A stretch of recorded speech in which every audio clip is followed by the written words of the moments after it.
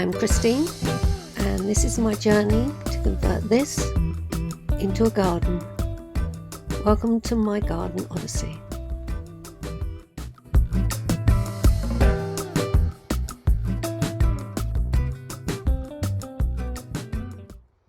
I've been doing some more work on the first dead hedge that I created, and I think I'm going to leave it at that height.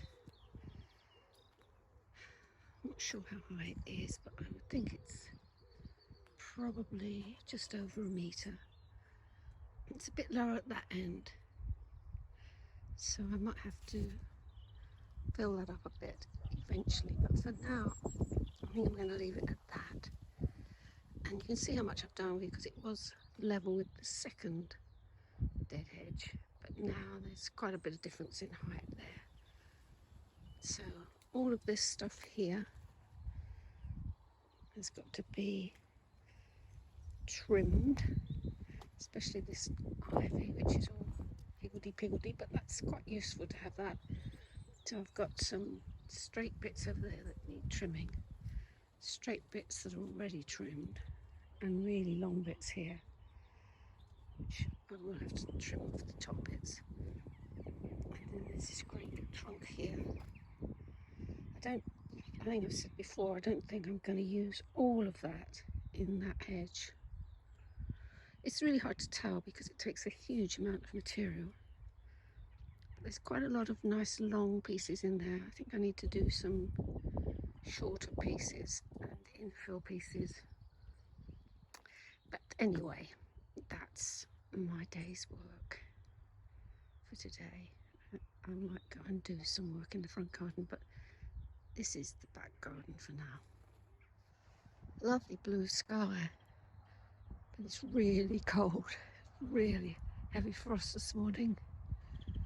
And although it wasn't windy to start with, it's getting windy now. So even when the sun's on your back, it still feels cold because of that wind.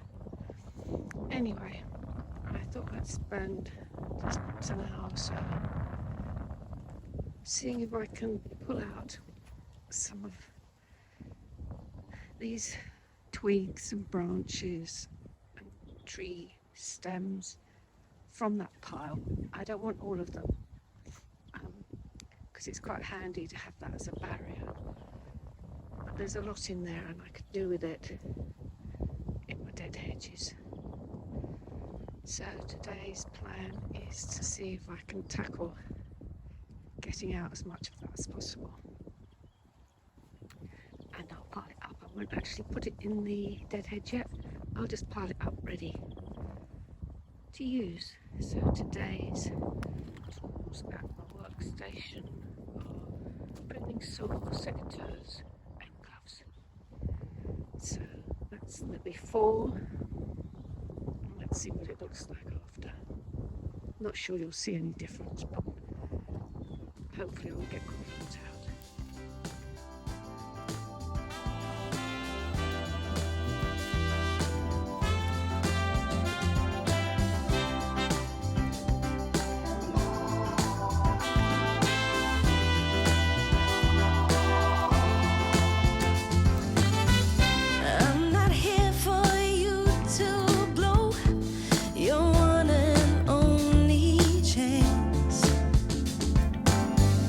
I'm not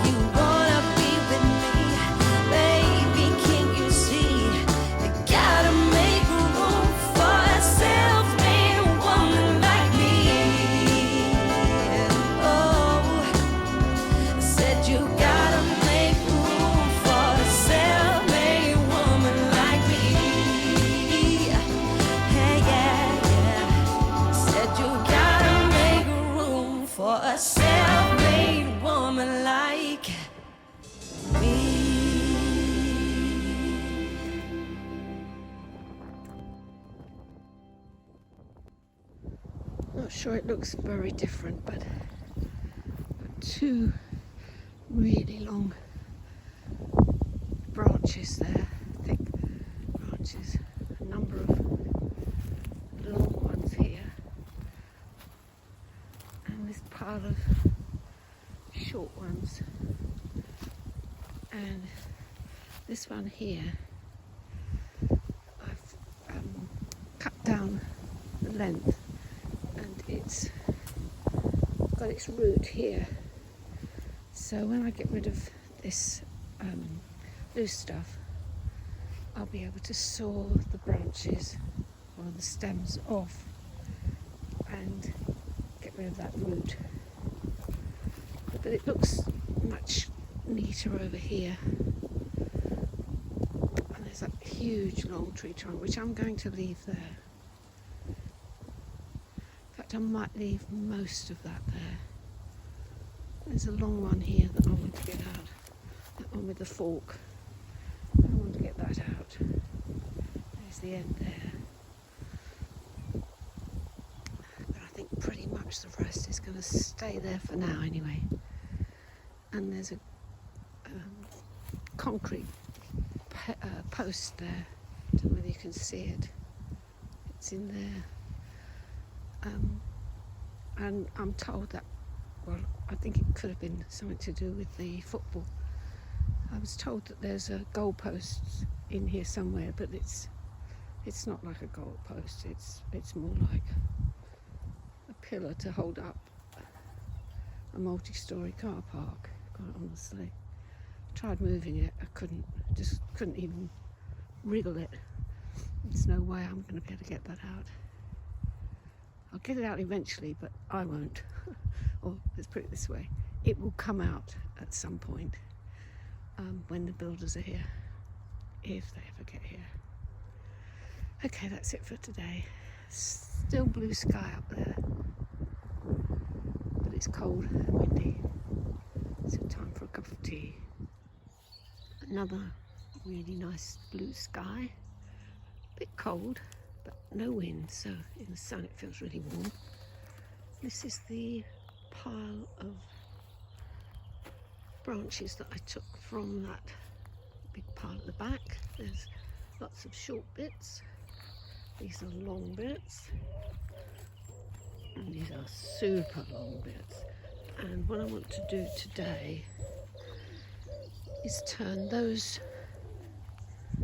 at least those two, into single long poles, I want to call them anyway, to go into the dead hedge, and the branches can be used as infill. So I've got two of them there, but also it would be good if I could do something similar to these ones, which is a bit of a smaller task because there's not so many branches coming off. I think I'm going to start with the more complex job first, and then move over to this one, and then that one over there. So let's see how it goes.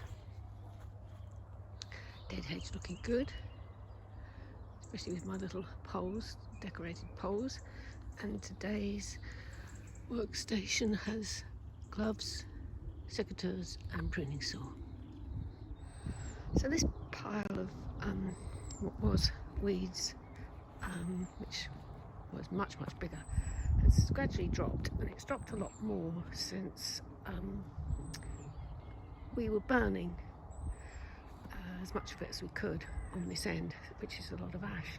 So when I come out this morning, I think that hole looks much bigger, and then I look further in and something's dug out a hole, and I think we know what that is, seeing as there's a massive rabbit warren over alongside, further along there, alongside the common, and there's rabbits, so there could be rabbits in there. I don't mind them being in there, but my dogs do. Well, that was a job and a half. Exhausted now. So these are the bare, thick branches now that I've taken off side branches, and I have to do a similar job with those. They aren't so long, but the thick branches I need to trim because they're useful on the dead hedge. And this is the small pieces that I've pulled off, and I'm going to put those straight into the dead hedge. So now I don't know whether to start tackling that pile and trimming those down, or whether to tackle that pile. I think I'm going to go for this pile over here. It's not such a big job in the sense that there's not so many branches to cut up, and I might be able to do it with my secateurs, or some of it anyway. So we'll see. I've finished sorting out that pile of long branches, and now have a small pile of short, straight branches, and a pile of very long branches, which means what I've got left now is pruning back, cutting back the side shoots on these, and there's some medium length branches in there which I'll put over into the smaller pile over there. And I've been putting the trimmed bits straight into the dead hedge. So there's that pile over there to do, and then there's this pile here which needs pruning back small bits to get to the straight bits, and then when that's done, this root here will be visible, and I can cut those long stems there. And I think I'm pretty much going to leave the rest of that for now anyway. Too big a sawing job for me. But good morning's work. Time for a cup of tea. This is the back of the cricket clubhouse, and they're gradually going to be cutting back these, which I think are hazel, by the way they're multi-stemmed. You can see they've already started cutting back. So they're cutting these back just to tidy it up a bit. They are replacing. This is not going to be their permanent home. They're going to be replacing it next year. But what I've done is I've said, can I keep all those branches that you've cut off? So what I'm going to do is a slightly different approach to the dead hedge, which I'll show you in a minute. This is the original dead hedge, which you can see is quite high. It's not as high as I wanted it to be, which is up here, but it's quite high. And up until now, what I've been doing is filling it in, and it's really very secure. The dogs are not going to get through that. They might be able to get over it, but they're not going to get through it. And I thought, actually, I don't need to have it that dense all the way up. I just need it to be higher. So what I've started to do, you can see here, I've put these long branches in, stems in, from the cricket ground, and I've just left the side shoots. I mean, previously would have been taking them off and just using the long stems, but now I've decided that I'm going to keep them as they are. Mostly I'll saw off the worst bits. Sorry, it's a bit windy. Worst in the sense of being very thick and perhaps sticking up in the air too much. There's another example here. I've put one in. So these are the stems that I've been pruning down. And there's some more over there. these are the ones from the cricket ground, and I'll take off any of the side bits which are too splayed out and put those like this. This one I'll cut off, and I'll put this one in the hedge and that one in the hedge, and just raise the height. So let's have a look, see what that works out like. Filling up quite a bit, not with dense dense hedge, but making it higher. And the great thing about making your own dead hedge is you can do whatever you like, and if I don't like it, I'll just change it.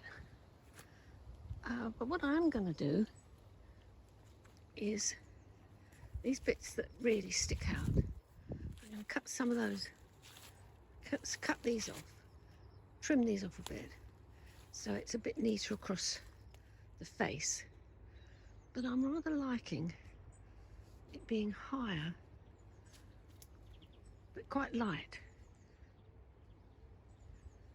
Anyway, let's see what it looks like when I've got a few more in. So, slight change of tactics, which is leave it quite airy, as you can see, but then I've put a long, heavy one just to pin it down a bit. But I like that look. I like that look of dense and then light. I'm going to go around the other side. I've put some in along here, but there's quite a few more out the back that I'll bring in. I'm going to go around the other side and have a look, see what it looks like. Well, I don't know what you think, but I think that looks rather good. There's no way the dogs are going to get over that. No way the dogs are even going to try and get over this end bit here. Obviously around the corner here I've got still to do, but that's the bit I've raised up and put the heavy stem over the top. I'm going to carry on doing this. In fact, I probably won't trim back so many of the branches of the new pieces that I get, just so that I've got a stock of